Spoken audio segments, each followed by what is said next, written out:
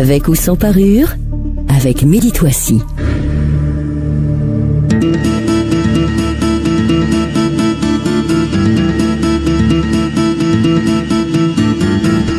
Bonjour, bienvenue amis auditeurs dans Avec ou sans parure, votre émission de débat d'idées sur Lux Radio. Vous nous écoutez à Essaouira sur le 102.0, à Safi le 100.4.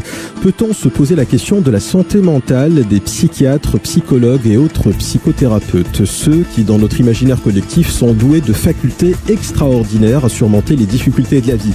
Remettre en question ce postulat selon lequel ils seraient au-dessus du lot ne reviendrait-il pas quasiment à écorner un mythe?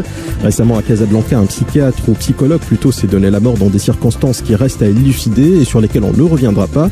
Mais c'est surtout pour nous l'occasion de revenir sur un sujet tabou, la santé mentale de ces thérapeutes ordinaires à qui l'on prête des facultés extraordinaires. Psy, un métier à risque, point d'interrogation.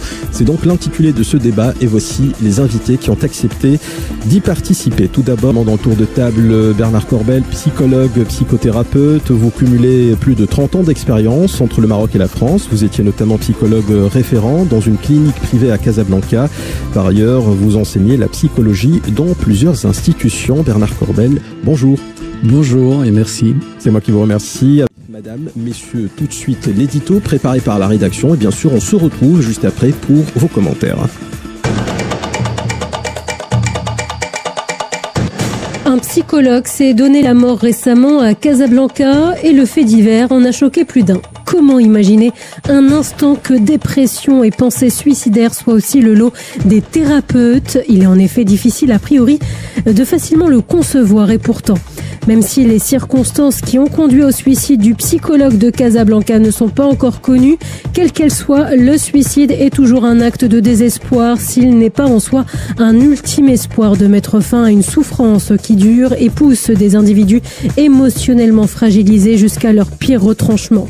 Ce fait divers interpelle à plus d'un titre, car il fait la lumière sur cette fragilité émotionnelle qui peut être celle des psychologues. Une souffrance silencieuse et parfois inavouée qui a tendance à relever du tabou, car penseraient certains, comment un psychologue lui-même en souffrance peut-il être en mesure d'accueillir la souffrance des autres?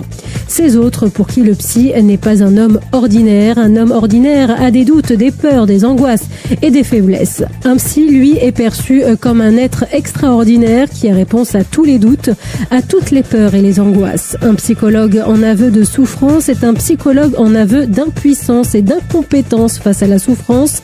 Telle est la perception qu'ont certains de nos concitoyens en tout cas. Voilà le mythe construit autour du psychologue, cet homme ordinaire doté dans l'imaginaire collectif de pouvoirs extraordinaires. Mais en réalité, psychologue est un métier à risque, un métier où l'exposition à la souffrance des autres est permanente et où la frontière entre humanisme et professionnalisme n'est pas toujours franche. La carapace émotionnelle du clinicien, si elle se doit d'être solide, il n'est certes pas aisé qu'elle soit tout à fait étanche. Comment alors accueillir la souffrance des patients sans pour autant se l'approprier? Nous en débattons avec nos invités. Par ailleurs, la stabilité émotionnelle et psychologique n'étant pas une constance, quels moyens de suivi et de contrôle sont-ils en place ou à envisager de manière à ce que la souffrance du thérapeute ne vienne pas à empiéter sur la qualité de sa prestation, car faut-il le rappeler, il y va aussi de la santé des malades.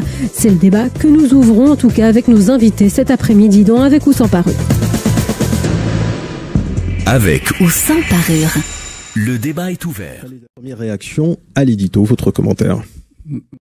Bernard Corbel, psychologue, psychothérapeute, votre commentaire par rapport à l'édito aussi. Bien, par rapport à l'édito... Je rappelle à nos auditeurs que nous avons été rejoints par Hachem Thiel, psychiatre et psychanalyste, à qui on donnera la parole dans un petit moment. Oui, dans cet édito, j'ai été particulièrement, donc, bien sûr, c'est des points fondamentaux comme la santé mentale du psychothérapeute, savoir aussi une dialectique, une fragilité émotionnelle inavouée, point d'interrogation, chez le psy, ou un pouvoir extraordinaire. Alors, effectivement, le psychothérapeute se trouve pris dans le feu de la relation. La psychanalyse a appelé ce mécanisme entre les deux le phénomène de transfert. D'abord, le sujet qui est consulté, le patient, il effectue un transfert, c'est-à-dire qu'il transpose sur la personnalité du thérapeute des contenus inconscients. Or, les contenus inconscients ne sont pas neutres, ils sont émotionnellement extrêmement chargés de différentes énergies, qu'elles soient d'ordre libidinal, d'émotion, de tristesse, de peur, de colère, de haine parfois. Également des mécanismes du moi, son narcissisme, qui fait que la personne peut être assez désagréable, insupportable ou manipulatrice. Donc le psychologue, effectivement, est en face d'un champ énergétique extrêmement difficile qui le malmène. La réaction du psychologue, connu par la psychanalyse sous le terme de contre-transfert, est ce mécanisme par lequel le psychologue fait appel à toute son intériorité, c'est-à-dire son analyse à lui, ce qu'il connaît de lui, la clarification. S'il est le miroir du sujet qui parle, l'image du patient surgit à l'intérieur, suscite donc des émotions, des fantasmes, etc. Au même titre que chez le patient, en reflet chez le psychologue, qui doit rendre tout cela conscient. Il ne doit pas s'y abandonner, il ne doit pas céder à la tentation des émotions ou des tentations narcissiques ou autres. Il doit rester dans cette fameuse neutralité. Ce qui veut dire que il doit être conscient. Et c'est sa conscience qui va probablement lui permettre d'être le plus résistant. Voilà ce que je peux dire pour l'instant. Hein. Bernard Corbel, vous êtes d'accord avec ce postulat? Le psy ou le psychiatre peut gérer les autres, mais ne peut pas se gérer lui-même. Il doit se référer à d'autres professionnels pour gérer ses émotions. Vous êtes d'accord avec ça? Ce que disait Khalid à l'instant, c'est que le psy doit naturellement avoir un cursus. Ce cursus doit le conduire à avoir expérimenté la psychothérapie pour lui-même, en général psychanalytique et de manière satisfaisante et suffisante. Pour ma part, mon cursus est accompagné de nombreuses expériences de groupe. En groupe, il y a un grand travail qui peut s'opérer d'abréaction émotionnelle, de partage, etc., et de profit de l'expérience des autres. Tout cela est constructif de la personnalité intérieure. Donc le psy doit opposer à la personnalité du patient la sienne propre. Il doit effectivement la positionner. C'est vrai, il le disait aussi Khalid, que c'est extrêmement délicat, c'est un peu un fil de rasoir pour avoir la bonne distance, la distance juste, et il doit avoir une intériorité également qui soit suffisamment solide. Ceci dit, dans certains cas, le psy a besoin de référer. C'est intéressant d'avoir des groupes de partage, des groupes de pairs. Des choses qui n'existent peut-être pas assez ici. Est-ce que c'est structuré? Est-ce que ça existe? Bon, vous dites que ça n'existe pas ici. Vous êtes catégorique, ça n'existe pas du tout? Non, je peux pas être catégorique, parce que je connais pas tout le monde, mais voilà. Il faut que la notion de groupe de pairs, il y a des groupes qui existaient. Il y avait je pense que là, le cercle psychanalytique doit fonctionner quand même un peu comme ça, ou la société psychanalytique marocaine dans le passé. Je pense qu'il y en a du côté des psychologues. Oui, le collectif. Moi, personnellement, j'aimerais bien créer de tels groupes. J'aimerais bien partager, j'aimerais bien amener cette connaissance, cet échange. Par exemple, à une époque, je travaillais SOS Amitié en France, donc on fait de la réponse par téléphone, de la prise en charge. En fait, c'est terriblement fantasmatique et les personnes qui répondent au téléphone n'ont peut-être pas l'ajustement de la distance aussi que l'on peut mettre quand on est physiquement avec le patient. Donc, il y avait des personnes quand même extrêmement perturbées par les appels téléphoniques. Or, nous faisions toutes les semaines des séances de groupe type Balint, c'est-à-dire une analyse de supervision avec un psy. Et pour le bénéfice absolu de tout un chacun et pour l'équilibre donc de chaque personne. Oui, les psys sont exposés, ils ont leur analyse, ils ont leur auto-analyse et parfois le besoin d'échanger, bien entendu, avec des pairs. Ça fait beaucoup de bien. Même quand on parle pas de certains sujets, on échange émotionnellement avec les pairs. Oui, ça me Mais voilà. Le fait d'avoir je vais poser peut-être une question un peu, mais généralement le fait d'avoir le titre entre guillemets de superviseur, est-ce que quelque part ça ne donne pas un ascendant à la fois sur les autres du superviseur sur les autres psychiatres et psychologues, mais aussi un avantage, j'ai envie de dire concurrentiel quelque part, parce que tant qu'aller voir un psy ou un psychiatre, peut-être aller voir le meilleur, puisque les psys vont chez lui. Vous comprenez ce que je veux dire? Non, mais justement, est-ce que ça, ça se fait au-dessus du grand public, ou est-ce que c'est quelque chose qui reste dans, on va dire, au sein de la profession, voilà, qui reste relativement assez. Il n'y a pas de titre superviseur. Non. Ouais, d'accord. Alors la fragilité, on l'a vu, la fragilité émotionnelle peut donc toucher aussi les psychothérapeutes. Est-ce que vous ne pensez pas finalement qu'il serait utile d'encadrer davantage ce métier, Bernard Corbel, psychologue, psychothérapeute? Je pense par exemple à imposer une sorte de vacances obligatoires pour justement ces métiers qui sont exposés aux différentes problématiques des clients, des patients, appelez-les comme vous voulez. Est-ce qu'à un moment donné, il ne faut pas dire les psychiatres, c'est 8 mois de vacances, 3 mois de vacances, 4 mois de vacances obligés. Est-ce que le régulateur ou la loi ne devrait pas intervenir à ce niveau-là? Vous me posez une question difficile parce que je ne suis pas tout à fait un tenant de la législation. Non, mais ça, je vous pose la question en voyant ce qui vous paraît en tout cas comme étant la situation idéale. On peut rêver qu'on offre, on paye donc des vacances aux psychologues. Dans ce cas-là, je suis preneur, pourquoi pas. Mais est-ce que ça changerait quelque chose déjà? Plus ou moins. Mais c'est très variable. Je disais quand même d'une personnalité à l'autre, on n'a pas les mêmes besoins. Il y a des gens qui ont besoin, des tests psychologiques obligatoires éventuellement. Les enseignants ont énormément besoin de vacances, par exemple, alors que les médecins en prennent très peu. C'est bizarre. Bon, on peut pas donc créer des règles qui seraient valables pour tout le monde. On va dire aux médecins, vous prenez autant de vacances que les enseignants.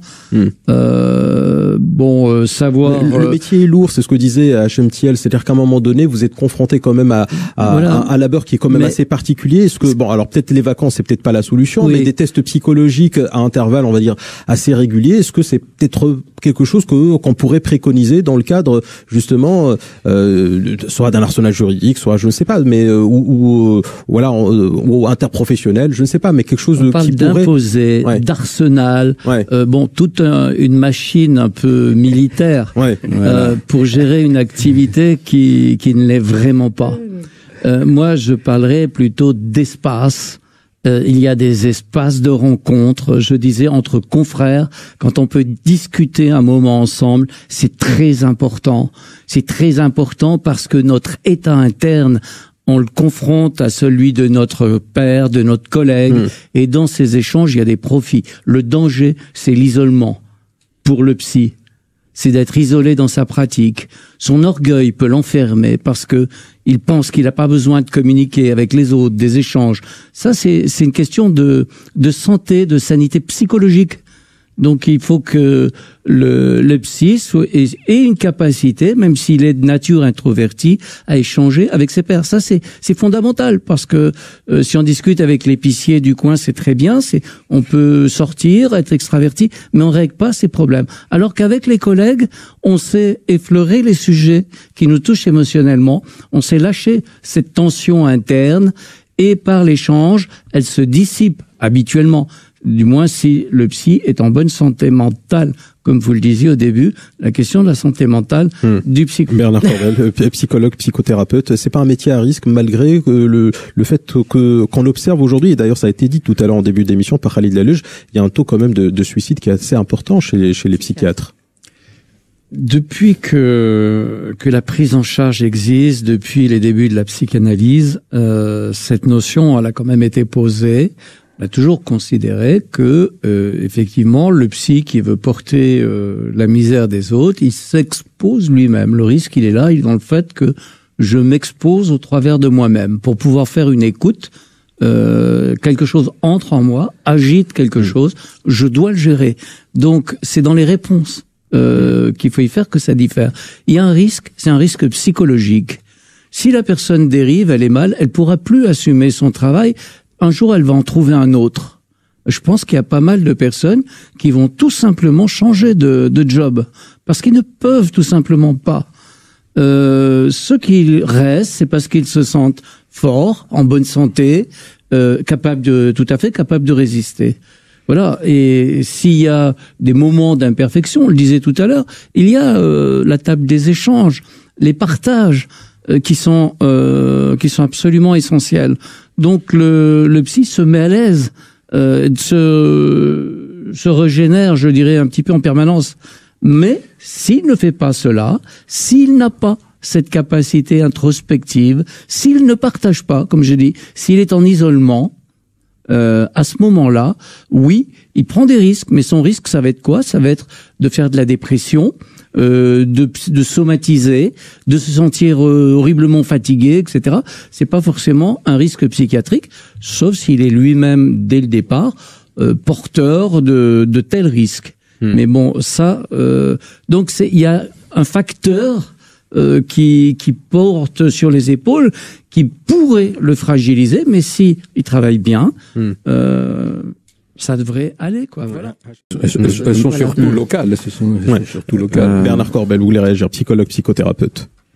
Oui, je crois que le terrain, donc, il a été défini clairement par Hachem Thial tout à l'heure. D'une part, il est occupé par des gens qui ont une formation universitaire, que le cadre universitaire est quelque chose de très important, formateur de la personnalité. Deuxièmement, il y a toujours des cursus complémentaires, des DU, des cursus qui vont permettre à une personne de se former, y compris les thérapies individuelles ou les autres circuits. Donc il y a un ensemble d'acteurs qui sont compétents, formés et qui représentent un certain bloc.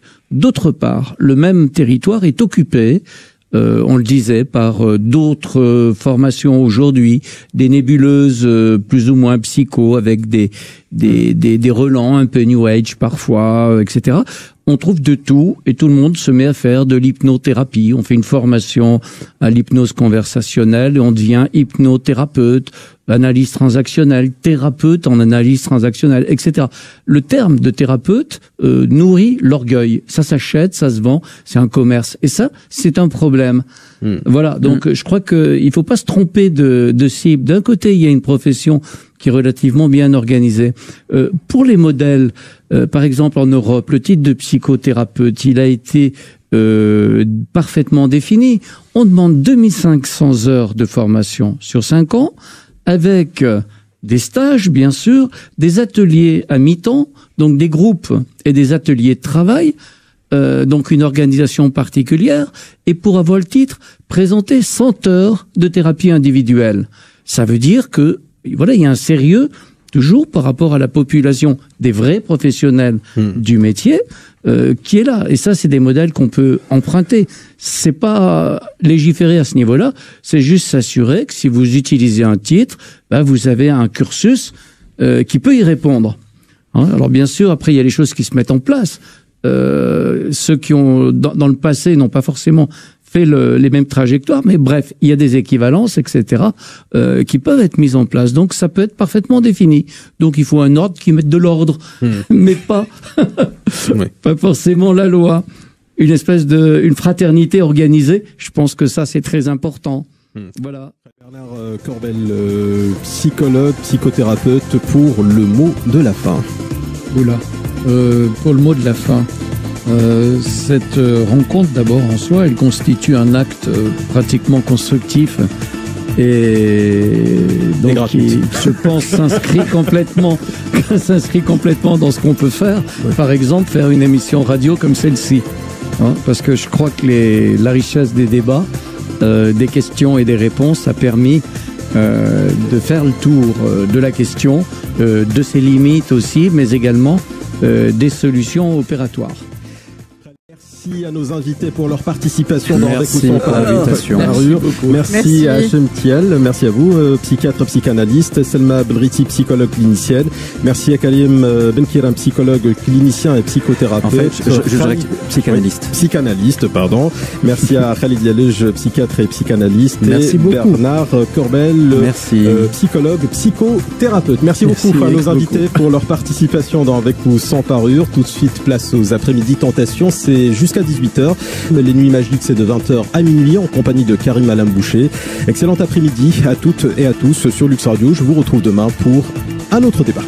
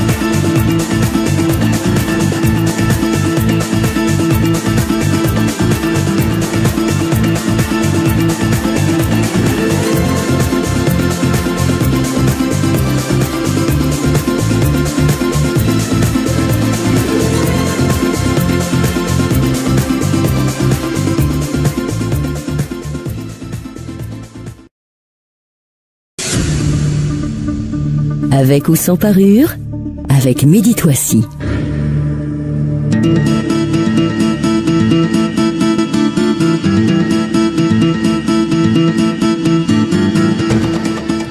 Bonjour et bienvenue amis auditeurs dans Avec ou sans parure, votre émission de débat d'idées sur Lux Radio. Vous nous écoutez à Essaouira sur le 102.0, à Safi le 100.4.